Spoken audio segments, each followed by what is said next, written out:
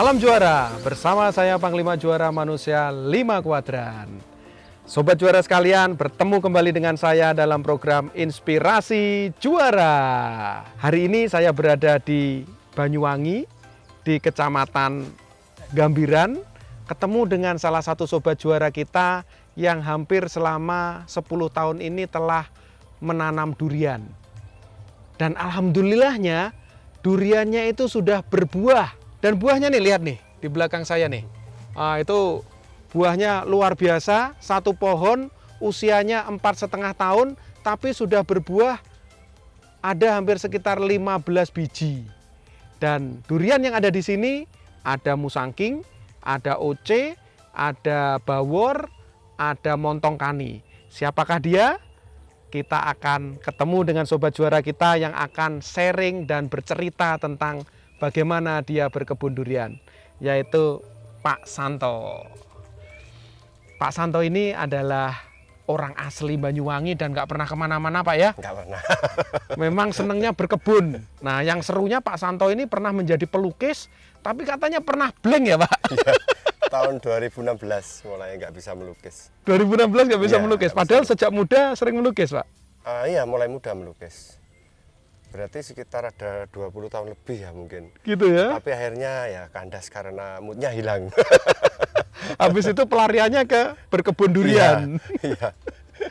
Itulah saudara, itulah sobat juara, ternyata namanya orang berkarya bisa di mana aja dan karyanya bisa apa aja, termasuk Pak Santo. Pak Santo bisa diceritakan mengapa jatuh cinta kepada berkebun durian?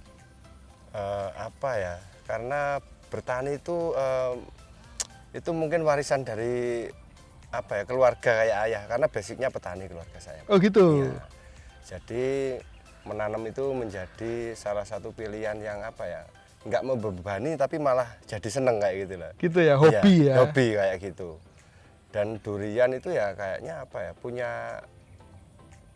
punya nilai yang lebih ya mungkin ya. Impian punya kebun durian, bisa menghasilkan duit banyak kayak gitulah. Gitu ya. Kurang lebih kayak gitu. Ya, contoh paling gampang kan musangking yang di belakang kita nih, ada 15 butir, satu butirnya 2 kilo, kali harga di kebunnya 300.000, udah dapat berapa tuh? Berapa juta, ya kan? Nah, itu mungkin salah satunya menjadi motivasi juga ya Pak ya? Benar Pak. Selain tentunya hobi yang menghasilkan uang. Nah, Pak Santo bisa ceritakan kisahnya, suka dukanya menanam durian itu apa sih? Yang jelas ya banyak Mas, karena durian itu tanaman yang sebenarnya rentan terhadap hama. Oke. Jadi mulai apa penggerek, terus kayak jenis-jenis mungkin yang kayak kanker batang itu. Tapi ya namanya ini petani otodidak Pak ya. Jadi sambil berjalan, belajarnya sambil berjalan. Tapi alhamdulillah ya kelihatannya mulai ada jalan untuk menyelesaikan kayak gitulah. Jalan terang ya, Ya, karena udah semoga. mulai berbuah.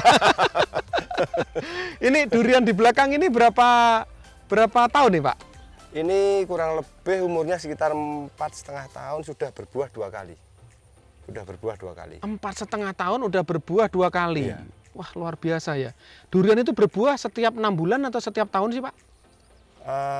Kalau secara normalnya 1 tahun sekali, tapi musim ini setahun 2 kali Mas. Oh gitu ya? Ya, ya mungkin apa ya, kayak apa ya, rezeki aja mungkin. Jadi durian itu tergantung oleh alam untuk berbuahnya. Iya. Terus kalau kayak gini nih Pak, kan kita lihat kan terkadang bunganya banyak. Itu kalau berbuah itu dibiarkan aja atau oh saya pohon ini mau saya buahkan hanya 15, hanya 30. Ya itu kan apa ya Mas, itu hitung-hitungan mungkin ada hubungannya dengan masalah kapasitas umur ya. Kalau umur pohon itu semakin tua mungkin buahnya banyak nggak masalah. Tapi kalau umurnya masih muda, relatif muda, buahnya banyak, itu mungkin nanti bisa mengganggu pertumbuhannya, bahkan bisa mematikan kayak gitu. Gitu ya? Ya apa ya, mungkin ya memang harus terjadi pengurangan, penjarangan. Oh Itu gitu harus. ya, tetap ya. Selain penjarangan secara alami terjadi. Berarti tahun lalu udah berbuah dong Pak? Sudah ini berbuah mungkin sekitar 5 mungkin. 5 ya? Iya 5. Terus yang beli siapa Pak? Tahun lalu? Pedagang banyak di sini Mas. Gitu ya? Pedagang banyak, terus mungkin penghobi durian di area sini banyak orang yang mau. Nggak ada kesulitan ngejual gitu, nggak ada? Sama sekali nggak ada, apalagi musangking. Rasanya luar biasa. Ya daripada impor dari Malaysia, kalau ada sahabat sendiri yang bertanam, ya mending kita beli dari sahabat Iya, sendiri. iya, iya. Saya itu kalau beli musangking Pak, di Jakarta itu di toko ya, per kilo itu 450.000. Kalau di sini berapa Pak? Di sini mungkin ya 200 sampai 300 mungkin. 200 sampai Sampai lah 300 mungkin ya? 300 ya 200 mungkin kayak 200 gitu. ya udah dikasih ya Pak Udah ya? dikasih. Berarti 4 bulan lagi saya diundang ke sini nih. Kita akan meluncur dari Jakarta ke Banyuwangi untuk menikmati musangking yang ada di belakang ini. Selain suka duka Pak, tentunya kan ada tantangan-tantangan yang untuk para pemula yang ingin bercocok tanam durian. Kalau Bapak kan dari kecil sudah orang tuanya bercocok tanam dan sekarang bercocok tanam. Hatinya udah mudah dan secara hobi seneng gitu. Bagaimana kalau kayak saya sarjana teknik mesin mau bercocok tanam durian, pesennya apa Pak? Durian itu kan menurut saya tanaman tahun Mas. Jadi tanaman tahun yang memang mulai start penanaman baru sekian tahun kemudian kita baru merasakan hasil ya. Oke. Jadi di situ ya memang orangnya harus gigih kayak gitu. Harus gigih karena banyak kendala secara teknis ataupun mungkin alam kayak gitu. Ya harus secara kontinu. Yang paling penting mencintai tanamannya, itu paling penting. Ada chemistry-nya. Kalau nggak disambung kayak gitu ya saya yakin Mas, tidak mungkin keberhasilannya juga nggak begitu signifikan kayak gitu. Gitu ya. Jadi harus ada passion merawat si durian ini Ya, dan bener. connected sehingga benar-benar bisa memberikan yang terbaik buat tanamannya gitu ya. Ya apa ya, hati kita berikanlah, hati kita itu kita berikan. Kayak Jadi tidak bisa hanya saya punya uang, saya tanam, saya beli pupuk, saya rawat, itu nggak bisa berarti ya? Ya salah satunya penyempurnanya ya hatinya itu dikasihkan kayak gitu. Itu berat itu.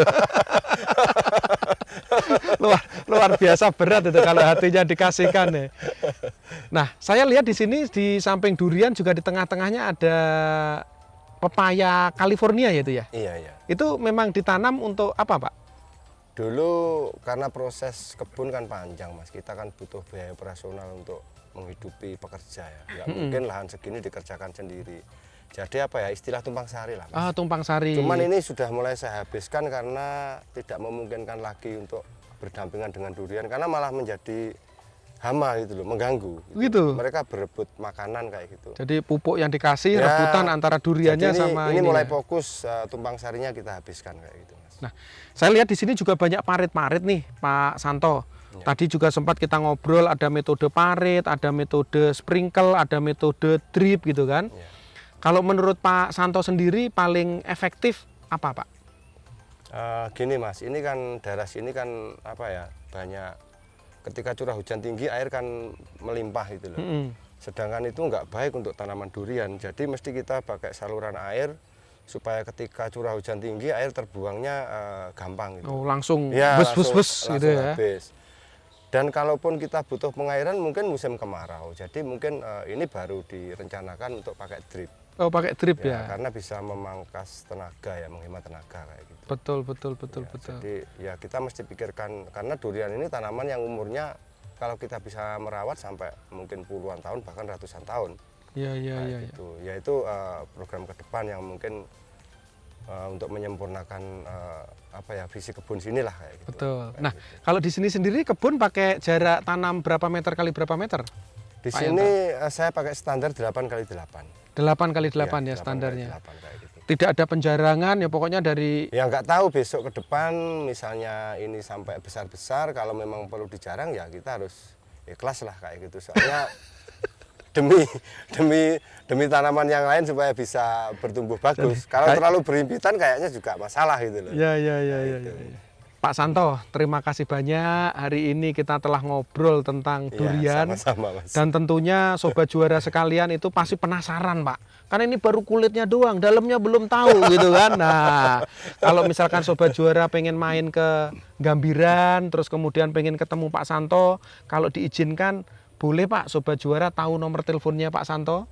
082 082 244 244 099 099 415. 415. Nah, sobat juara sekalian, Pak Santo ini selain berkebun durian, dia juga menjual bibit-bibit durian. Nah, siapa tahu di sekitaran Banyuwangi yang ingin didampingi Pak Santo, beli bibit duriannya dari Pak Santo, nanti bisa panen seperti ini insya Allah ya Pak ya. Iya, amin. Karena lokasi beda tempat ya, terkadang beda penanganan ya Pak ya. Iya, pastilah karena tanaman itu akan bertumbuh sesuai dengan apa ya, alam sekitarnya. Mungkin alam itu karakternya seperti apalah tempatnya. Mungkin banyak air atau kurang air, ya semua itu mesti ada solusinya. Oke, Sobat Juara sekalian, kita sudah selesai inspirasi juara hari ini dan semoga bermanfaat buat kalian, menjadi inspirasi dan kalian tahu kalau mau belajar ke Profesor Durian di Banyuwangi ke siapa? Nah, datang aja ke Pak Santo ini. Semoga kita akan terus ketemu di inspirasi juara yang akan datang. Salam juara! Juara, juara, juara luar biasa!